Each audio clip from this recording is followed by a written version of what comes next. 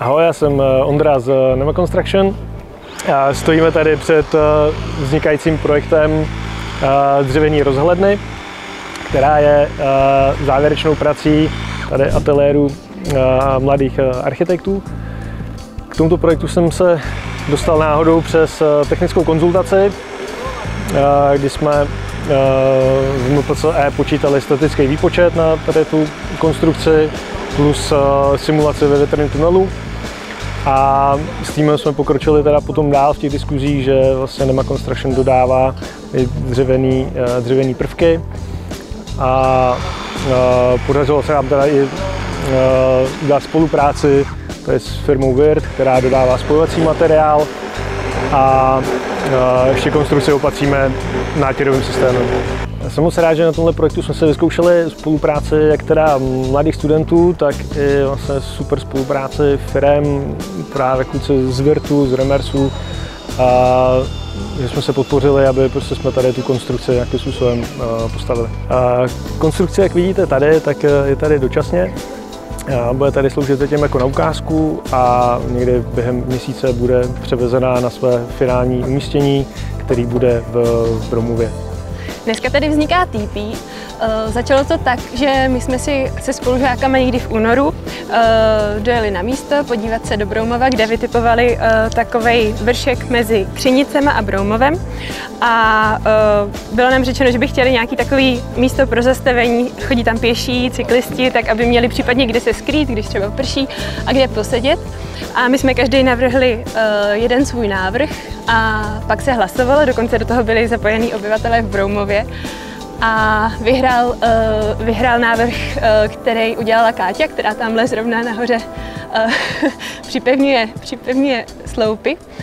A bude to vlastně, vchod bude od té strany, kde vede ta cyklostezka, z druhé strany budou schůdky, po kterých se bude dát vylézt nahoru.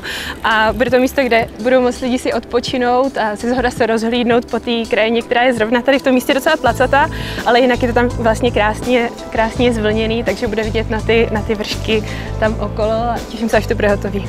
Dobrý den, já jsem Ondra Maňák ze společnosti Wirt, jsem specialistou na dřevostavby a když jsem poprvé slyšel o tom, že se bude dávat dohromady tady tahle krásná dřevěná konstrukce, tak jsme prostě museli být u toho. Dávali jsme sem spojovací materiál, dovezli jsme s sebou i nářadí, tak abychom si poradili s různýma dořezama, s různýma úpravama materiálu, tak aby nám všechno sedlo dohromady tak, jak potřebujeme, no a už se těšíme, jak dílo dopadne. Tak já chtěl poděkovat ještě tady Ondrovi Maňákovi, že s náma s Wirtem do toho šli, protože byla to hodně rychlá akce. Pár týdnech jsme museli tohle dát dokupy, přijít se spojovákem a ale nemusel jsem ho ani moc jako přemlouvat, takže jsem rád, že jako jste do toho šli a že jste nám to pomohli smontovat. Já jak slyším, že se bude dávat dohromady něco dřevěného, tak mě to nedá, i když jsou tam šibeniční termíny, tak věřím, že to vždycky dobře dopadne, takže nebylo to zas tak strašný. Děkuji. Bylo to super. Od toho původního konceptu se to lehce změnilo. Ta změna je hlavně ve velikosti, bylo to mnohem větší a celý ten plášť byl z tenčích dřevěných profilů a nakonec jsme došli k variantě to udělat vlastně celý ten plášť z nosných hranolů. Nejintenzivnější práce potom byl poslední měsíc, kdy jsme dolaďovali vlastně všechno.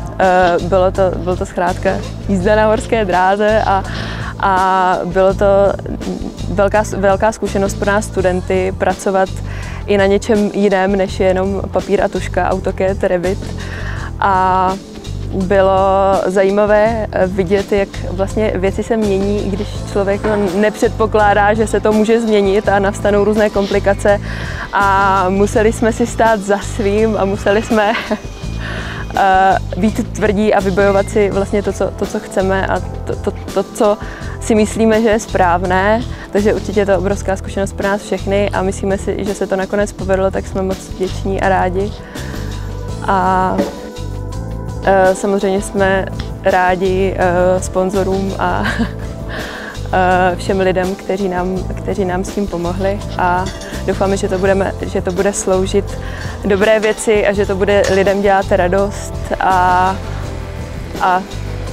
tak. No já bych se chtěl zeptat, Kateřino, jsi říkala, že tam byly nějaký problémy, co se museli řešit. v čem jste nás museli jako nejvíc jako krotit, co se týká té konstrukce, nebo co se tam hlídat, aby bylo tak, aby to v tom detailu bylo tak, jak asi si přejete vy? Je to přesně tak, jak říkáš, je to o detailu a ten detail je strašně důležitý, protože to je to, co dělá kvalitní architekturu architekturou. A byly to takové drobnosti, jako sešikmený stupeň schodu, anebo tvar lavičky, to byl docela oříšek. A jak pro vás, tak pro nás, protože celý ten tvar je jako kulatý a se segmentovými lavičkami jsme se nechtěli smířit v žádném případě, takže jsme bojovali za to, aby to pak vlastně vynikl ten tvar, který jsme od začátku vnímali jako hodně dominantní a potom ještě byl problém vlastně jako v nadpraží a v různých detailech jako samotného pláště. Musím říct, že teda naši konstruktéři se celkem zaputili při konstruování, že narazili na dost limitů, teda jak softwaru, tak potom i vlastního CNC stroje, který to musel celý obrábět, takže byla to jako velmi zajímavá výzva. Teda. My děkujeme a pro nás to taky byla výzva a určitě velká zkušenost pro nás, pro všechny. A tak já jsem sice autorka konceptu, ale celý ten návrh je díky našemu týmu studentů z Fakulty architektury ČVUT, a to je jmenovitě Kristýna Migdalová, Sára Trojovská, Jiří Novák, Lucie Košková, Zuzana Jandová, Samuel Kasal, Vít Mádle a Karel Kajnar. Taky bych chtěla poděkovat hlavně klukům Ondřejovi Perháčovi a Ondřejovi Maňákovi za sponsoring a vlastně díky nim tady můžeme stát a můžeme to celé realizovat. A také Broumovu a Křenicím, kteří nám pomohli vybrat místo a vlastně taky název, který celý ten název